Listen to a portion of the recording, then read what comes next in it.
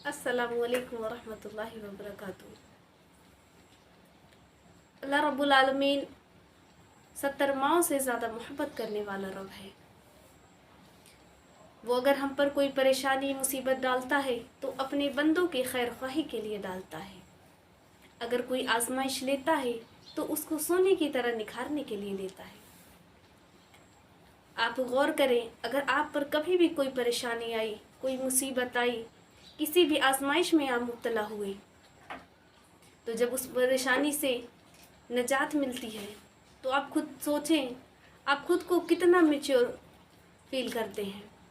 आपने अगर एक गलती की, आपको उसकी सज़ा मिली, आपने एक गलती से सीखा, या किसी ने आपका दिल दुखाया, आपसे रिश्ता तोड़ा, तो वक्ती तौर पे तो बहुत तकलीफ़ होती है, लेकिन इन तकालीफ़ को झेलने के बाद बंदा कितना समझदार हो जाता है, उसकी अक्ल कितनी बढ़ जाती है। लोग कहते हैं कि बादाम खाने से अक्ल आती है, लेकिन असली अक्ल तो परेशानी से निकलने के बाद आती है, दिल टूटने के बाद आती है, या किसी एक रिश्ते से निकलने के बाद आती है। आप देखें कि जब हम में से किसी का भी, आप किसी को भी गौर फिक्र करें, किसी पर भी, कि उस पर कोई मुसीबत आई, उसने उस परेशानी को झेला, उसके बाद उसको ऐसा तजुर्बा हो जाता है कि अगर वो किसी अपने को या किसी को भी उस दौर में देखता है तो उसको ताकीद करने लगता है। क्यों? क्योंकि उसने उसका तजुर्बा किया है। इसका मतलब ये हरगिज़ नहीं कि आप किसी का दिल दुखाएं। दिल दुखाने पर अल्लाह रब्बुल आलमीन की बहुत नाराज़गी होती है। हमेशा कोशिश करें कि दूसरों को खुश करें, आपकी वजह से किसी को कोई ईज़ा ना पहुँचे। मगर अगर ईज़ा पहुँच गई है तो उससे सुलह सफाई करने में बहुत पहल करें। और अगर आपके ऊपर परेशानियाँ आ रही हैं तो अल्लाह रब्बुल आलमीन से इसका हरगिज़ गिला ना करें कि अल्लाह, सारी मुसीबतें सिर्फ मेरे ऊपर ही क्यों आनी हैं, सिर्फ सारी आजमाइशें मेरे ही लिए क्यों हैं, सारे दुख मुसीबत तकालीफ मेरे लिए ही क्यों हैं।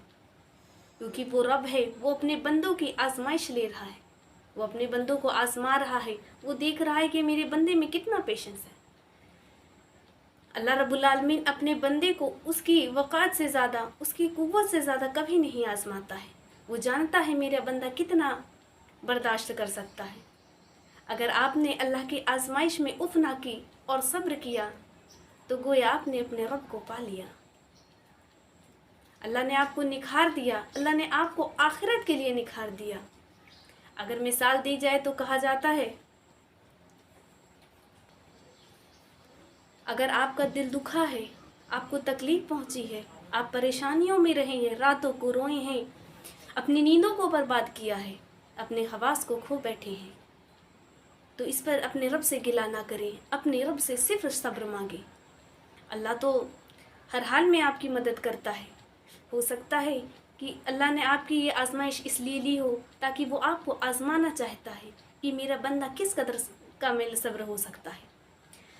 अपनी आजमाइश पर कभी भी रंजीदा ना हो, बल्कि सब्र करें। इंशाअल्लाह ताला वो रब्बुल आलमीन है, वो आपके हक़ में बेहतरीन ही करेगा। अगर आपको कभी किसी रिजेक्शन का सामना करना पड़े तो कभी ये ना सोचें कि ये रिजेक्शन सिर्फ मेरे लिए क्यों है, सिर्फ ये ठुकराना मेरे लिए ही क्यों है। हो सकता है आपने के दिल के जो करीब हो उसने आपको ठुकराया, आपको रिजेक्ट किया, या आपका दिल दुखाया, या क़तअ रिश्ता हो गया, तो ये सोचें, हो सकता है अल्लाह रब्बुल आलमीन आपको उससे निजात दिलाना चाहता हूँ, या हो सकता है अल्लाह रब्बुल आलमीन आपके लिए उससे बेहतर लाना चाहता हूँ। आपकी हर चीज़ तो हमारी ज़िंदगी में पहले से लिख दी गई है। हमारा मुक़द्दर तो मेरे अल्लाह रब्बुल आलमीन ने पहले ही तय कर दिया है कि हमारे लिए जो बेहतर है, हमारा रब हमारे लिए वही करता है। तो अगर किसी ने आपको रिजेक्ट किया है तो वक्ती तौर पर तकलीफ़ तो बहुत है, लेकिन इस बात के साथ खुश हों कि अल्लाह रब्बुल आलमीन ने आपके लिए इससे बहुत बेहतरीन रखा है। अगर आप खुश होंगे, आप सब्र करेंगे, तो इंशाअल्लाह आप अपने हक़ में बहुत बेहतर पाएंगे।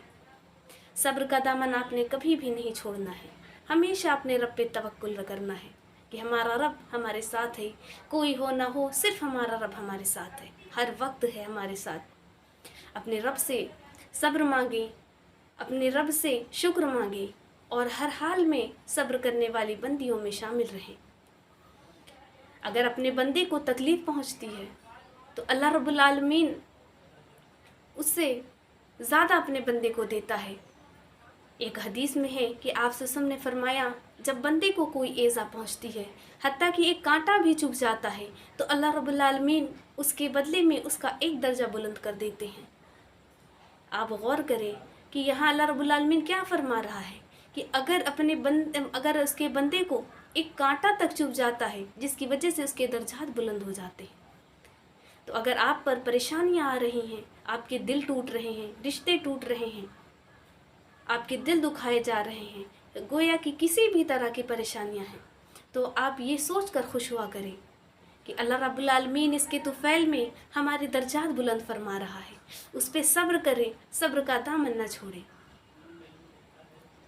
آئیے ہم سب بھائی بہن مل کر اس بات کا عہد کریں کہ ہم اب ہر پریشانی میں اپنے رب سے صرف صبر مانگیں گے، صبر کا دامن کبھی نہیں چھوڑیں گے، شکایتیں کرنے کے بجائے صبر کے مانگیں گے، نمازوں کو نہیں چھوڑیں گے۔ یہ نہیں کہ ذرا پریشانی آئی اور اپنے رب سے منہ موڑ لیا کہ سارے پریشانیاں صرف ہمارے لیے ہیں۔